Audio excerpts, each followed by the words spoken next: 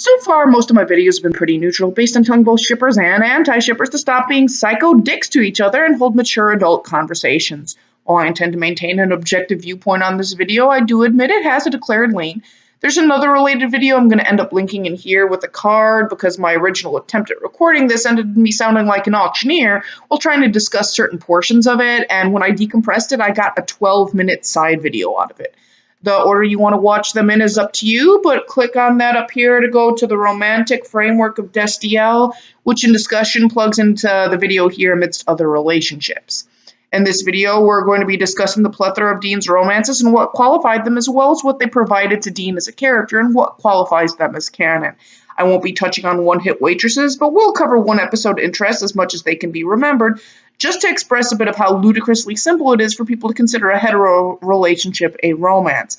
I will call the Destiel fandom psycho where psycho is due. Cassie Robinson of Season 1 was Dean's old fling, reignited as a brief spark when he pursues a case related to her. While they ultimately did the do, Dean severs his attachment and leaves town before becoming too invested. That's really about all they ever did, beyond being a brief insight to a portion of Dean's past. Carmen Porter of Season 2 may be considered a girlfriend, even if she was technically a hallucination, collecting everything he wanted in a woman at this point in his life. It was another apple pie life framework showing Dean really wanted someone that understood his needs and interests, even if she was fantasized off a beer ad. Obviously, this went nowhere because she didn't exist. Joe Harvell of Seasons 2 to 5 was his presented long-term potential interest. While they never actually did the do, they did have a brief tension and a fierce round of flirting. Jo was the introduction of a strong, courageous woman capable of fighting the good fight at Dean's side and surviving in the lifestyle, until she died and he moved on painfully with parts of her history haunting him later. They got pretty close. Speaking of pretty close, Bella Talbot was in the same period, Seasons 2 to 5, to present a different offer of long-term interest with high tension and danger. She was the Catwoman to his Batman, appealing to the still vigorous and young aspect of Dean Winchester, but ultimately not fated for a long-term resolution due to untrustworthiness and, well, her redemption came in dying, where she died and he moved on without much regard, to be honest. A bit of, well, that sucks, but not really spoken of again. They had edge and passion and a great counter-chemistry. Lisa Brandon is the strongest case, but also just the least visibly interesting. Introduced in Season 3 with a child of questionable paternity that was likely Dean's, she popped up a few times and was ultimately slated to be his original apple pie, white picket fence, ever after, with the original ending in Swan Song. She forged the dream of a family life. She was his ever after. Let it be said that what the fringe psychotic Destiel shippers did to her was disgraceful. Death threats are not okay, guys. There wasn't even real room to pitch violent fits over Destiel at this point, and if you want to argue that, then just view the video I mentioned earlier and the link to the romantic framework in Destiel before shooting off at the lip. Anyone holding just a Season 1 to 5 as canon, who stopped watching after the original ending, has every reason to hold Lisa as Dean's one true pairing, as boring as it is. Upon the continuation in Season 6, Dean's history became toxic and dangerous to them, with Dean accepting he will never be given that life and having Castiel erase their memories of him so they wouldn't pursue. Dean leaves, never to return, abandoning this dream of a lifestyle. Anna Milton was a fallen angel of Season 4 and appealed to Dean's need to protect and defend the less fortunate. They gave in to physical passion quickly, but so too did she give in to trying to destroy Dean.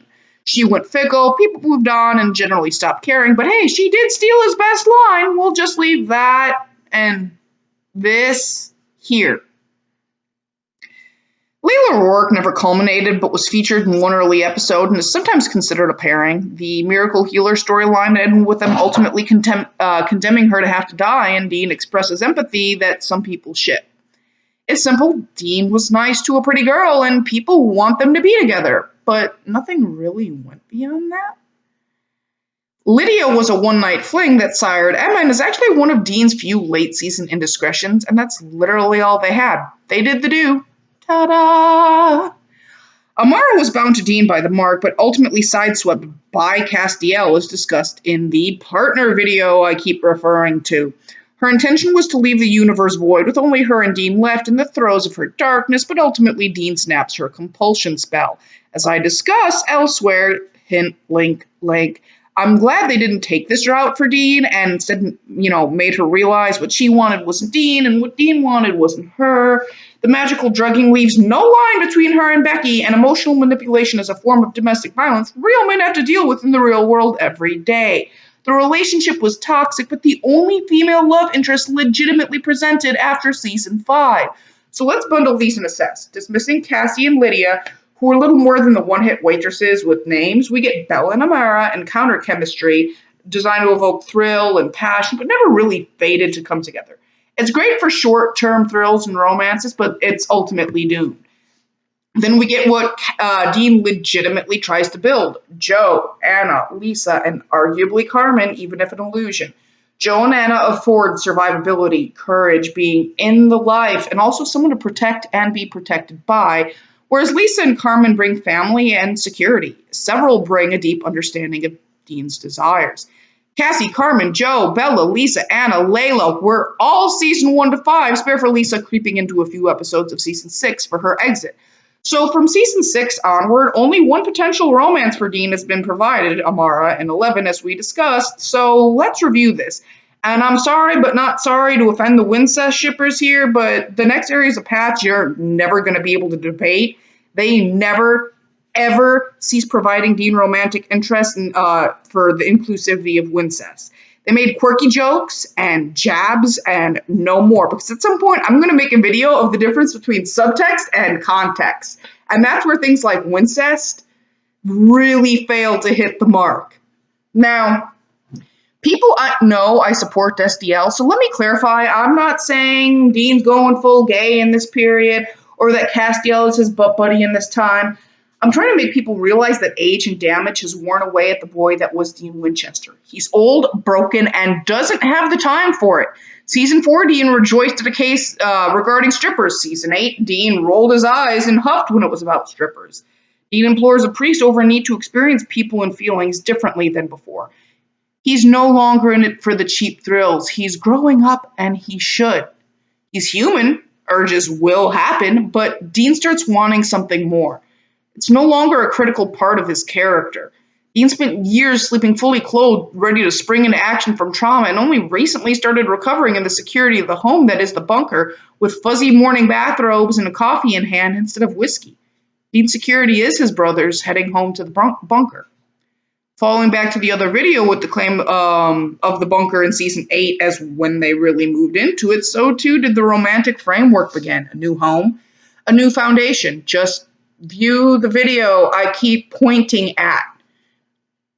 There's a reason I had to do it as a side and breakout. It covers the counterplay of Destiel versus Damara, Dean's bisexual foundations from the character Kripke based him from, and posited questions over what we consider canon and the gerrymandering of the line for canon between heterosexual and homosexual couples, with brief talk of the history of subtext in film and a referral of the video, The History of Subtext. Also a few challenges that'll piss off Wincest shippers too, but let's face it, if Sam and Dean were Sal and Dean, even in the bisexual foundation, it doesn't apply there, but to the later entered brother, Carlo. Let's take our wild guesses here, folks. As in the other video, if you feel I'm being inaccurate in my presentation, I invite you to answer the 10 questions in the anti-Destiel logical challenge and argue against raw production merits. Before giving either, I suggest you view this and the romantic framework of Destiel for full story evaluation with complete removal of claims of chemistry or looking at each other talk as well. Because anyone that's not just seriously hiding behind the no homo wall or just intentionally being obtuse to ship their own pairing they consider somehow more arousing, the whole see no evil, hear no evil, speak no evil, might actually kind of look back. If Destiel shippers can stop this whole they looked at each other like hard and stuff and learn to discuss both the production and story merits, people are going to be more willing to listen to you. You can actually turn avid anti-shippers if you care more about the story and the romance than some dreamed up physicality.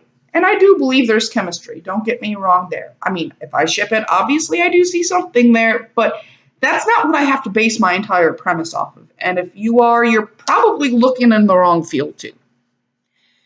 Castiel as a character has offered everything that a previous interest has, actually everything combined, for multiple intentionally structured seasons, as discussed in the video. And if you know how to sit and discuss that, you can make people review the story. Castiel is the only one intentionally sculpted into this on a production level, as referenced in my other videos. Go ahead and watch. It's literally on purpose at this point. They've literally directed and been cited as directing the actors to do so. No other gay ship in the fandom has that. Just displaced comments and jokes they cling on to because they want a fantasy, not the story. That's not what this is once you get past a very sticky layer of teenage fangirls. So take a minute and review what it really is you're trying to get debate against and why at this point. It's really that simple. His foundation is bisexual. His romance is intentional. The producers admit to it. The producers intentionally framed it, as discussed. I'm just going to keep pointing to this. Maybe I just need like an arrow pointing up here the whole time. But the raw point of it is, this isn't even subtext anymore, guys. This is intentional production merit publicized at this point. And the point of laying this out is, if you look back at these romances, these pairings that are considered canon with the women above, I literally had to make an entire breakout video discussing the evolution and the systemic plot building in regards to how and why they're considered a romance. It literally is seasons of framework again and again. Whereas all of these other female characters here, most of them never did physically culminate. There's a couple that did, like Cassie, who, yay, a one-shot wonder he slept with. Congratulations. Joe, one of his best pairings, never physically culminated. Lisa did. I'll give that. And like I said, I gave a lot of clearing. Lisa is, for the first half of the show, his one true pairing. And I will never argue that. In fact, I argue on the side that there is no room for Destiel really beyond quirky joke subtext in the framework building and progression, because if you actually follow the progression, there is a progression. But oopsie-doo, I kind of ran over my record time or more disk space. This laptop that I was recording everything on today doesn't exactly have the best hard drive. I just wanted to finish my statement of why can an physically unculminated relationship that is heterosexual be considered canon after the buildup of only a singular episode, when literal years of romantic framework can be left in the dust even when intentional on a production level? There's a certain point where you know deep down you're gerrymandering the lines here to try to shift your view and your perspective and undermine certain amounts of work. The reason it isn't culminated, you can actually see in a discussion on the anti-ship finale video. There is a statistical set of reasons on why. So I implore people to take all of that into consideration. I just didn't want people to think I left a cut off video and didn't know it. So here we go. That's the end of that. Food for thought and peace.